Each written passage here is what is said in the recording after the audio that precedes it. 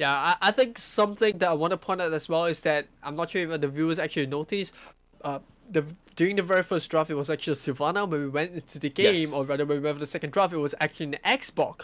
So that was a very very different draft as compared to the first game, where I spoke about the Imperial Justice and the fact that not Imperial Justice but Imperial Blade, the fact that they have the extra lockdown and the sustain with the Sylvana.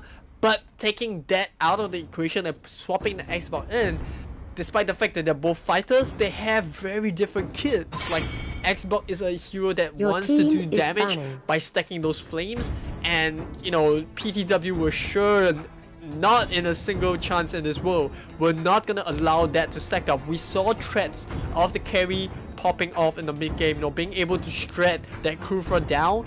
But at the end of the day, like, the entire lead of PTW was just too far ahead, and you're gonna see Dracarys. They're just gonna take out a Selena. They know the threat, they know what cost them the game in game number 1, and they're gonna say, you know what? Let's just take Selena out of the equation. We're done with that. Understandably, understandably. They even go for the ban on the Diggy? Wait, what? I don't know, questionable. I feel like the Diggy, yes, it did play a really important part in the early game with the auto alarm bombs, and you do have, quite a bit of a kit, especially with reverse time. That being said, I don't think it's worthy enough of the early game ban. Yes, it was in the hyper carry. In the hyper carry meta, supports were very important to ban out because they were vital to the early game, but with the Mars revamp, I think Diggy's just not worth a tier 1 ban. I mean, there could be so many other things they could have banned out right there. You could have banned out the Granger, you could have banned out the Claude, you could have banned out, even heroes like, I gotta say, I think Teresa was really vital. Atlas. So yeah, Atlas, like, there's just so many things on the board. And even if PTW wants to go for the Atlas, is available because they actually banned out the Valor, which is, widely recognized as one true counter to Atlas as a tank. I'm quite surprised that they didn't pick up the Atlas for both sides. Okay, I understand picking out the Kufra. Yes, Kufra's Revenge of the Tyrant as well as Wrath of the Tyrant is really intriguing and really scary in terms of CC, but the setup factor coming from Atlas is by far way better than the kit of Grog. I guess it all depends on playstyle. Do they want to gather information like a cipher kind of thing, or do they want to go for a setup? But for PTW, I can understand that they want to go for the setup kind, which is Atlas, which they didn't go for. So that is something that really interests me and really is intriguing. Lunox? Yeah, I think Lunox is fine. I wouldn't be too surprised that if they pick up a Lunox. If you look at Dracarys' draft right now, they did pick up a Cecilia with the Moonlight Walls as well as the Bad Impact. It does have a long range burst available to him. So I think your team like in terms of fighting now, Dracarys, they decide the fact that they want to put a little bit of distance between them and the lineup of PTW, which is understandable. They got destroyed near range because of the draft coming in. And this time around, they also have a Grog available in their kit. We know that Grog is one of the most viable and one of the most destructive tanks at level 1, especially with the power of nature and the ability to kind of nullify any CC when he's charging up that spin. That being said, I think what's really surprising here is the Harif pick. We haven't seen a Harif in a really long time. The only professional player which I know that still plays Harif like true and true to this day is Audio Bambi from EVOS. And that being said, we do still see a drop in terms of the pick rate of Harif across the board because of all these new mage coming into the roster. That being said, I think Harif is still very viable. He does have a slow, he's got a lot of burst damage especially, so I think they are looking to go for a similar drop to what they had in game 1, but still, maintain the integrity of that burst damage early game. I'm actually looking at a hyper carry Harif coming from PTW. I'm not too sure what is going to be their thinking, but looking at the lineup, it may very well be a hyper carry Harif. What do you think? I mean, if you look at the draft they are going right now, you do pick up the Harif. You've got a very substantial mage that's fulfilling the MM role to a certain extent, and you do see Dracarys kind of respecting the fact they pick up the Franco. You know, they want to use the Iron Hook to kind of just lock someone down.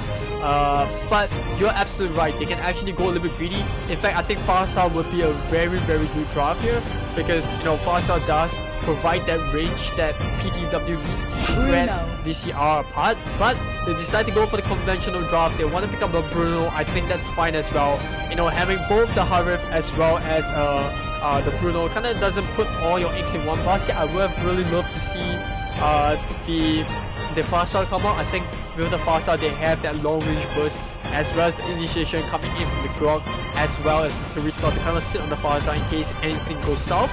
But that being said, I think the Bruno is just fine, right? They still have the early game burst. They still have the early game engagement potential coming up, and we all know what Harif can do once he gets that level 4, right? You got the Synchro Vision, you got the Zaman Force, you become unstoppable, and that's something that's looking to be really scary once most, if not all, of the heroes on the side of PTW, if they get that level 4 going for them.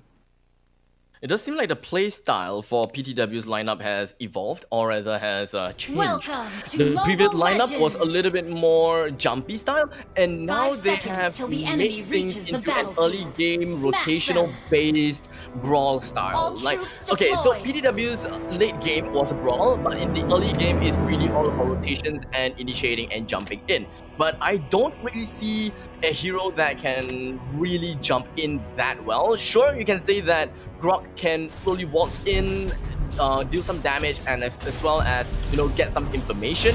But the fact that the opponent's side have a Sicilian, I'm not too sure how well that will work with slowly walking in, you know.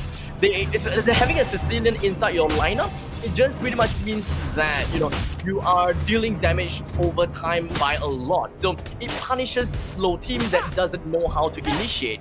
But looking at the previous game, PTW clearly know how to initiate. So I would say that the pick of Sicilian may very well be a double-edged sword.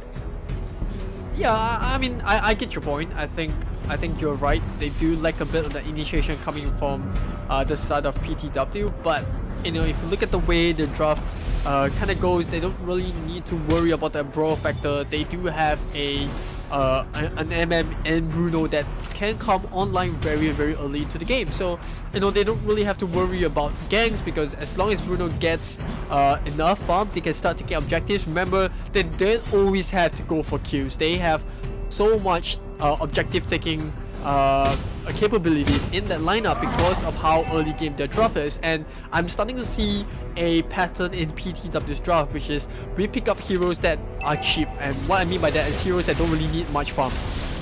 Exactly, and taking a look at the top lane, he immediately went for the jump factor right onto PTW, and that was an immediate delete right onto Camilla. I was about to say that Camilla could actually start rotating around and let Bruno do his own job by not sticking up at the top lane, but it does seem like she went down indeed. So there may be some merits in Camilla staying at top lane just to protect Bruno, but Bruno is pretty much fine all by himself against a Lancelot, and there should be absolutely no reason for Dracarys to actually make their way to the top lane, because, well, they would have focused a lot of their effort in the middle lane as well as the bottom lane to try to do more damage onto objectives. I'm not too sure exactly what kind of gameplay that they are working on to their Bruno, but like I said, Bruno should be fine all by himself at the top. Yeah, I think we are on a timer right now, but team fight happening in the mid.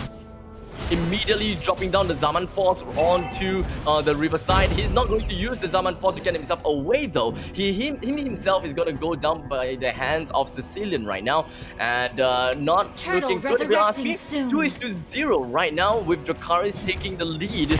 We may, like I said, we may very well be taking a look at a full game in this best of 3, but it is still pretty early to say all of that. I would say that PTW has literally changed their gameplay. Instead of being aggressive, now they are being very passive. If they want to play an aggressive front, then Camilla has to start rotating. Yeah, I agree with that. I think PTW, similar to what they had in the first game, they are on a timer, but that being said, you know, pick up the Harvest does, you know, provide them a leeway. They don't really have to rush a lot of the fights, but I still come back to the question, right? PTW late game versus Dracarys late game. I think Dracarys still are more of a threat because of the carry pick and the fact that Cicerone does scale really well to late game. For those who are not aware, whenever you hit, you do increase that mana pool, and most of his skills they scale with the mana pool of Cicerone. So the later the game goes, the more damage Ultima is gonna do in the Cicerone, and that just kind of puts PTW on the clock.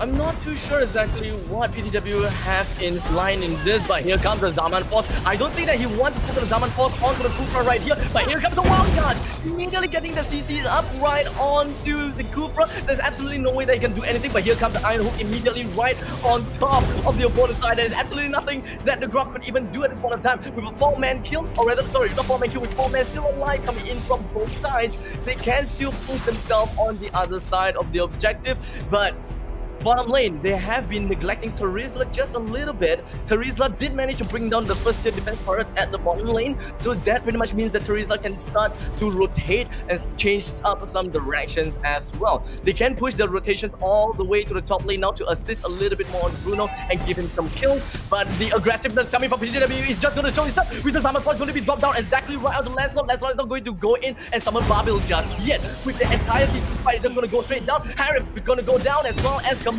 2 men down already. The turret is going to go down as well with the penalty zone drop down exactly onto the opposite side. There is absolutely nothing that the Krufa could do. With 2 versus 3 in this current matchup at the top lane, we do have the Sistine as well as Franco left all for themselves to try to defend up at the top lane. The turtle is not out just about yet, but if you look at the goal lead, it doesn't seem to be very big just yet. With 3 objectives, 3 turrets down by PTW, but 5 kills, 2 advantage for Dracarys. This game is gonna end up a lot closer than we thought, and we may be looking at a 19-minute game. Yeah, I think PTW does have to keep in mind that they are not catching the carry out as much as the first game, and that does give a little bit of space for Dracarys. They are taking objectives still, but not as quickly as game 1, and this space given to them, it could look really dangerous. Oh, the big team fight right on top of the Turtle's nest. We do have all the blood burst down, immediately going down. Penalty zone, the Zaman Force immediately going to be popped out of the heart of the enemies, but in the meantime, the entirety of PTW is just going to be a sliver of help. But he managed to make it all work. All 5 of them in here in the car, immediately going down. Even for the low amount of health point coming from Camilla, she stays alive, she will survive. And middle lane and bottom lane is going to be down to the threat, and now completely taken down. Just like the previous game, the mid and the bottom completely down and barren and not looking good. PTW have changed the game into the favor, and 5,000 gold advantage already? Yeah, I'm not surprised there, right? You look at the way the fights have been going so far, PTW have been doing an absolute job of pressuring each lane. Yeah, and not only that, they have Terizla that's constantly farming the bot lane. I mean, he's pressuring the top and bottom lane whenever it's possible, so he's getting a lot of that farm as compared to Dracarys, who's, you look at the fighter, the Leo mod, he's constantly having to rotate because of the need to participate in a lot of these team fights. If not, they kind of lack that firepower, they lack the amount of damage in all of these team engagements. So I'm not really surprised that PTW is up ahead in terms of farm. That being said, I think Dracarys, they still have a way into this game. We have seen what they can do, especially with the Sanguine Gloss coming up from Ultima. They did manage to catch a couple of them off, the bite coming in from Roti Prata. So I feel like they have a way back into this match, especially if they can get the carry up to speed. But as of now, PTW are looking to shut this game out as way before 10-minute mark. Well, Dracarys, they know they're there. They're not going to give even the buff away to PTW. They're just going to take the buff all for themselves. Soon. But that was quite a mean little teleport coming in from the buff. But we're just going to put that all off off the way. I believe the Lord is now being spawned out, and they have gotten the control of the entirety of the map. There is absolutely no way that Dracarys could even do anything right now, though they are able to push right in and do a mean little initiate. But looking at the goal advantage coming from PTW, they have a lot more survivability, and it's going to be a lot tougher to the fact that, well, the Grok will be right in front. But a mean setup coming in from the Sicilian. No follow-ups though. And everything is just going to be to dust.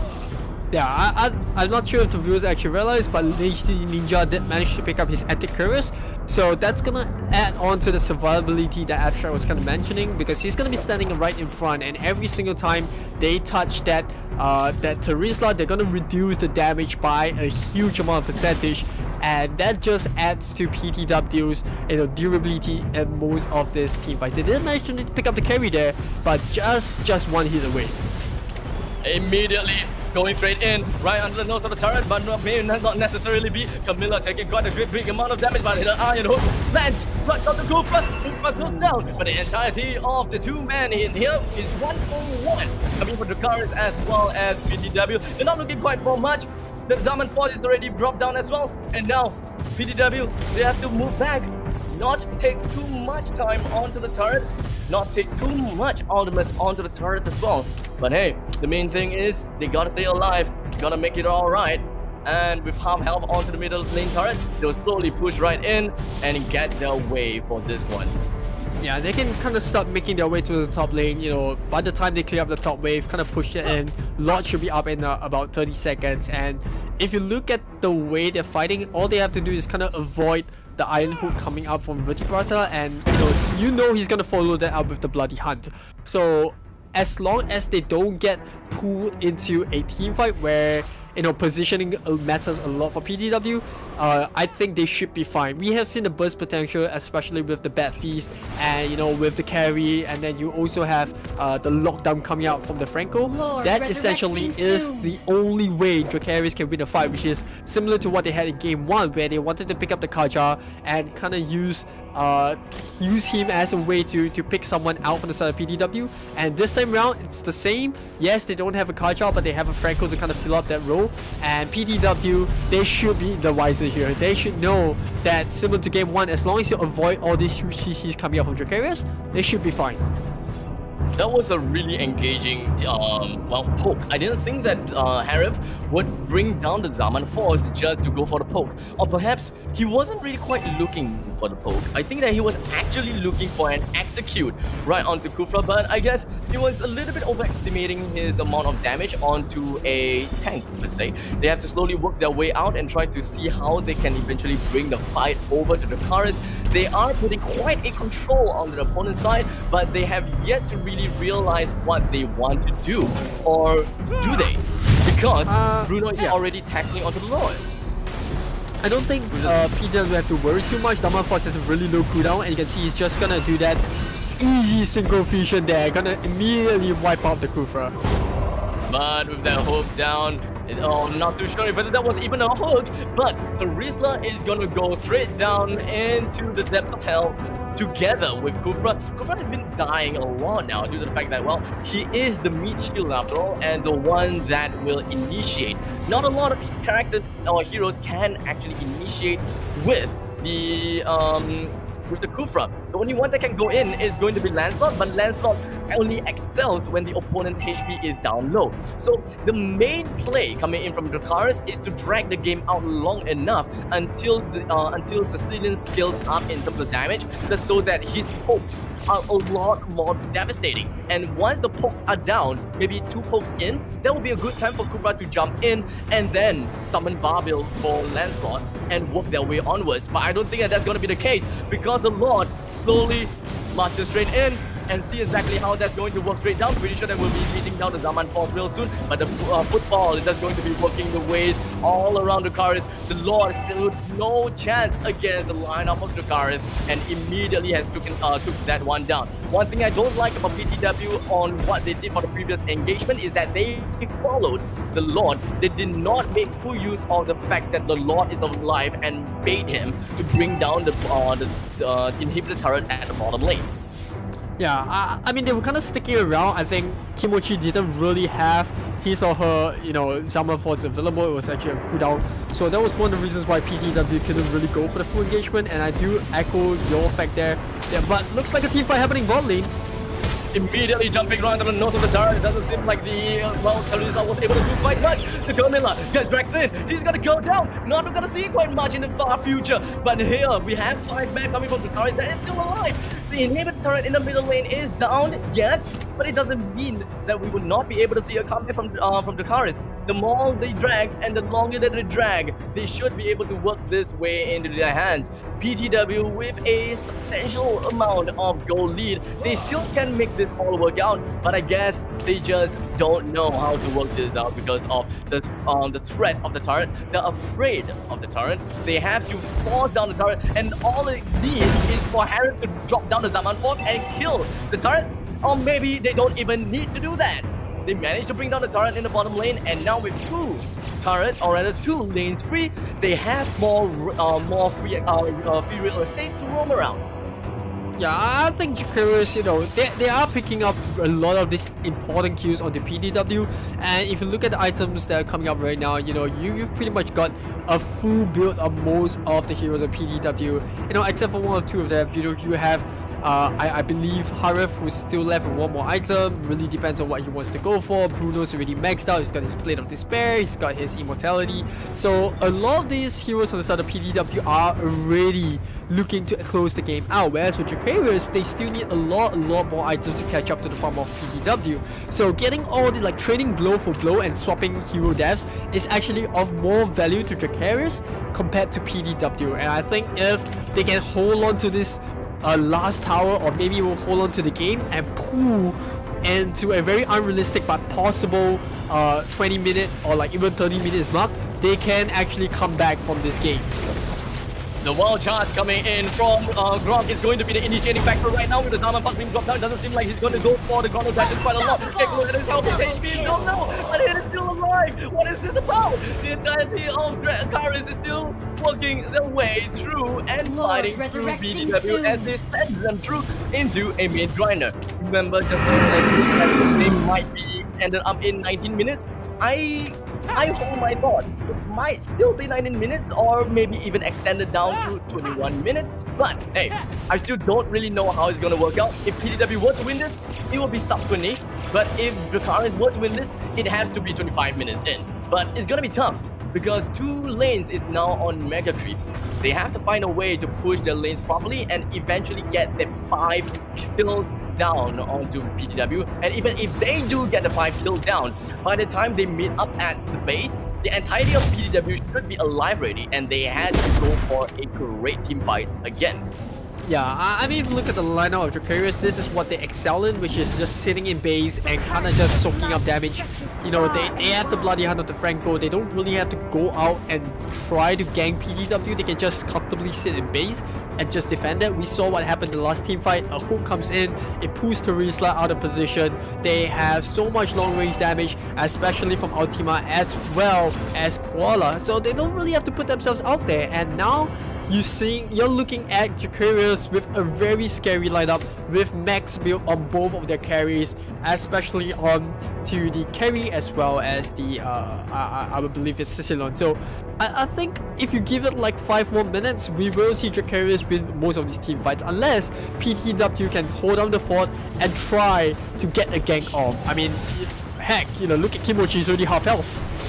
Immediately the pokes coming in from Sicilian just way too much. They're just trying to get the game down and just end it as soon as possible. The Grok immediately goes down due to the fact that he still have immortality, so he's pretty much A-okay with the watch out to get himself away. The Camilla goes down. We still have a 5-man coming in. Hey, hang on a second. Make that 4. It is going to be a 1-for-1 trade-off in between the Dracarys as well as PTW working their way through. The top lane defense inhibitor is still alive. The poke coming in from Sicilian is just working his way. The Chrono dashes, the Zaman Force, everything else is gonna be right in this game. 2 health down with still holding on onto the base. They still want to bring down the core. 19 minutes is my expectation and may very well be the 19 minutes. They have to hold it back a little bit more. Do not be complacent and do not work the way you want it to. You have 3 lanes completely barren now. Hold your thoughts. calm your mind, come back again right on another day and get the kill. Yeah, I think that was a kind of a questionable push coming from PTW, and that kind of led to Kimochi getting pooped by not only the Franco but also getting beaten with the Bloody Hunt. So a little bit of a misplay coming from PTW. It's fine, they burned away one mortality charge. He did manage to walk out of there alive, so I think that's the most important part of PTW. On top of that, they did manage to pick up the third tower and the base of Dracarys, so that means super minions across every single lane for the side of PTW, and more importantly, they have full map control as of now. They can kind of just sit back and starve up Dracarys farm by taking away all the jungle creeps away. That being said, we have seen glimpse of the potential of Dracarys. They need to quickly remove all these super minion creeps before PTW takes them out of their base, and this is what they're doing now. They recognize that fact, and they're just gonna do the same thing over and over again. So it really comes down to who makes the first mistake.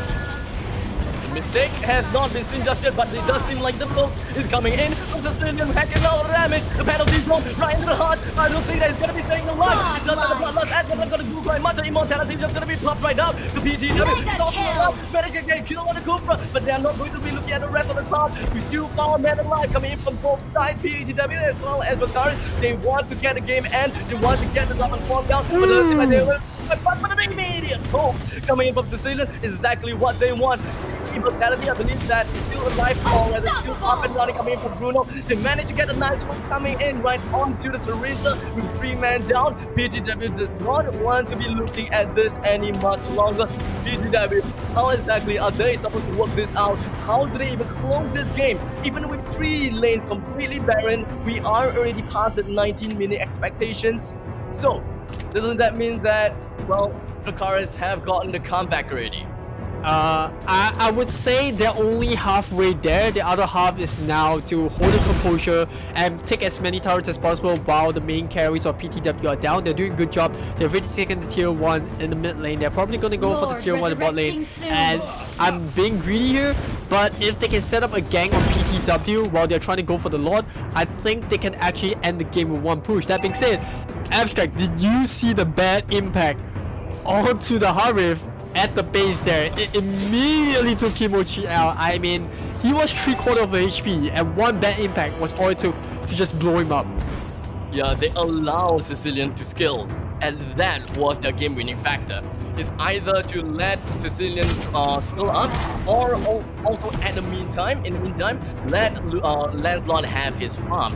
Everything else just going to skill their way. Not to forget that they also have a carry, by the way. So their mage is still looking at some decent amount of damage, but in the meantime, Harif is starting and slowly to lose himself in the scaling properties. So I'm not exactly sure how PTW is going to survive for the next few lineup. As long as there's good initiation coming in from Dracarys, there is absolutely no way that Dracarys will lose in this late part of the game. I don't think that the Harif has lost anything in terms of late game sense, but that being said, he has lost that burst factor. He's no longer as bursty as the early game. He does still put up quite a substantial amount of damage. That being said, I'm just gonna hold that thought because I think Dracarys, they are playing with fire. If they get caught out in a bad position, it might be GG for them. Penalty zone right onto the rest with a nice little time of fury of the ref. The ref of the Tyrant getting the kill right on the Camilla. It's gonna be the name of the game. Gonna be looking at right in the next one. The Teresa goes down. Where's the Lord? We couldn't see right now. The Lord has been taken away by either side. We're not too sure exactly where did it go. PTW. Okay. So PTW managed to get the third spot in a row, right? So this may very well be the trifecta push. May very well be the game that the way that PTW is going to end this. Even though he does have the Diamond Force, he dropped it right down onto Franco, but doesn't seem to but it is going to be quite a tickle. Yeah, I mean, I called it there. I think if Dracarys can pull to the 30-minute mark, they can win this game. But now, you have to ask questions about PTW. Are they rushing objectives? Are they, taking too many fights that they cannot win? I mean, you gotta weigh the balance the balance effect here. I think backdooring is the best way for them to win this game now. They have a turret slot, they can soak up a lot of damage. You know, yes, they can kind of sacrifice just either a Harif or even a Bruno to try to go for the backdoor. It doesn't seem like they want to do that because most of the time they are grouping up as 5. So they are still looking for that 5-on-5 fight that they feel like they can win. But they are not able to actually catch out, you know, that Ultima. And that comes back to the fact at the early game, which you kind of mentioned, they don't have the catch like they had in the first game.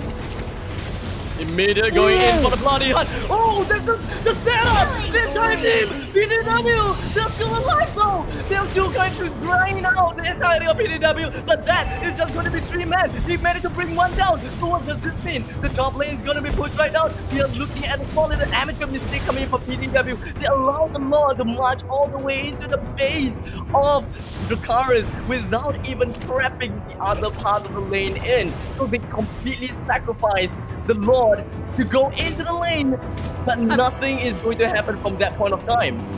I mean, fair play to them. They had 3 members down when the Lord was in base, so that kind of explains why they were kind of missing. But I think more importantly, you know, when you take the Lord, there is 2 waves of super minions that come out, and those super minions are, in my opinion, worth way more than the Lord, right? You put a lot of pressure on the lanes, you can kind of stack those waves up, and they become that major push that you need to take the base. And I think PTW kind of made a mistake there to split up their forces to push every single lane out instead of just sticking to one and kind of use the super minion as a larger mid shield per se. So small mistake, but I think PTW are starting to lose a little of that grip that they had in the first half of the game. I think Dracarys, they're doing an absolute fantastic job. If they can hold on, I think one more fight, if they win one more fight, they can complete that reverse, or rather not the reverse sweep, but that GG onto PTW. It doesn't seem like both sides, they kind of know how to turn this game around. Both sides is kind of looking at what the 5-man knockout or 4-man knockout, but in the meantime, all they have is really just a single man pick. And once a single man peak happen, they just fall back. More often than not, PTW is the one that actually loses one part of their forces, and they just doesn't want to continue pushing, because understandably, you lose one, you back off because you can't finish the game without that core hero. Because at this point of time, everyone is core, right? Because they have farmed up enough. They need to get their gears grinding. Yeah, I want to see what, you know, Leomord has as his item, because I believe, oh, the burst comes in, they nearly catch him out. And Barbell has been summoned, but at the wrong time. So they know, they have the information now for PTW that Barbell has now been summoned. The mobility as well as the damage factor coming in from Leomord is now gone. But how crucial is this information? I think it's fine. Like, I would say Phantom Steed does have a very low cooldown, so or rather a fairly low cooldown. So I don't think that's too big of an issue. And at this point, you know, Dracarys, they're more than happy to just give the lot to PTW. They know their winning factor, which is just to kind of sit back and wait for a mistake on PTW's portion, which, you know, fair play to PTW. They haven't been making too many, but they are rather anxious in ending this game. I can see why they're anxious, because the later this game goes, the more damage. Remember, Cicilon is the only hero out there right now that can scale even further than any of these heroes, because the more damage, every single time he hits a skill, I'm just gonna remind the viewers there, every single time he hits a skill, his mana pool increases, and his skills, or rather his kit in general, scales even with more damage with that mana pool. So he's just gonna become an absolute monster, or rather more of a monster than he already is. So this is why PTW kind of just wants to end the game right there, right then. But they gotta respect the damage from Dracarys. I mean, you've lost like what, 3 to 4 team fights now. You've got to group up and try to do that backdoor. Like I said, they almost managed to do it in the top lane with the threat of the Bruno almost getting taken out. But I think it's not too bad. I think they still can come back from this. This is looking pretty good so far for PTW. The Lord is now marching in from the middle lane. We do have Teresa that's gonna be splitting down his forces from the bottom lane. The Mega Creeps coming in. They gotta care. They don't have to care about the heroes at all. Don't care about the heroes. But no, if you manage to penalty, everything is gonna be a holy hammer. They did manage to get a grip of themselves. They managed to bring one down. Sin was down. Cooper's down. Gonna be going right around. The Guardian Wall gonna be popped right now as well. Immediately Cloud the hammer. Inside of the base. They completely drain everything out. That, ladies and gentlemen, is a level 4 Lord. How are they even supposed to defend that? And like I said, the pre-prep is necessary. The previous level 3 Lord was not prepped up well, and that means that, you know, Dracarys can bring down the Lord fast. But level 4 Lord, we have the lanes that's actually being pushed into the base. Even if they were to, you know, lose a little bit or win a little bit, the Lord will still have his way. Yeah, I think Dracarys kind of dropped in terms of their focus there. They should have put the Sicilian a little bit back. He was caught in a really bad position right there. I don't know if you kind of noticed. He was standing in front of that you know, the throne, and that kind of just allowed PTW to catch him out. And the moment Sicilian goes down, it's kind of GG there. Like, the only reasons why, you know, Dracarys had a lot of these team fights going their way, especially towards the later part of the game, was because Sicilian was able to burst up either the Bruno or the Harif. But in the second half, you see that, you know, PTW, they know the threat, and that's the Sicilian. Yes, you know, the carry has a lot of damage, but he's not as bursty as the Sicilian, and you know, we gotta do something about her. And I think, you know, the Lord in some sense just provided that mid shield, and I don't think the level in the Lord does matter. Like a level 3 Lord, level 4 Lord doesn't matter, but the one key difference in the two separate events was that Dracarys didn't push the Lord, didn't stop the Lord in front of the base. That's what happened with the tier 3 Lord. They stopped the Lord before it managed, or I would say it. The Lord, does it really have a gender? Like, before the Lord did manage to push onto the base. But this time around, they allowed the Lord to sit all the way in, and that just opened up the entire fight. There was just completely mayhem. You know, they didn't really have a good grip on the fight itself. They didn't catch the Bruno out. You know, Franco bit Teresa instead of a carry. And then, you know, you had just complete confusion in who they should be targeting. And that was just the nail in the coffin for the side of Dracarys. Dracarys did an absolutely good job in the game, holding it out and dragging it all to the late game. But I guess that they still have their feet the best feet backwards and working everything, and couldn't really quite work for them. They still held it out. They managed to help Sicilian's skill, and with that all said and done, they still couldn't end the game. Yep, and with that being said, congratulations to PTW. They will move into the next bracket, but it is not over for Dracarys. Remember, this is going to be a double elimination, so they still have a chance in the losers brackets. That being said, you know, that's the end of game 1. Special thanks to our partners and sponsors, Huawei, Razer, Gillette, Royal Ergonomics, as well as Singtel for the support of the PvP Esports Community Championships 2020.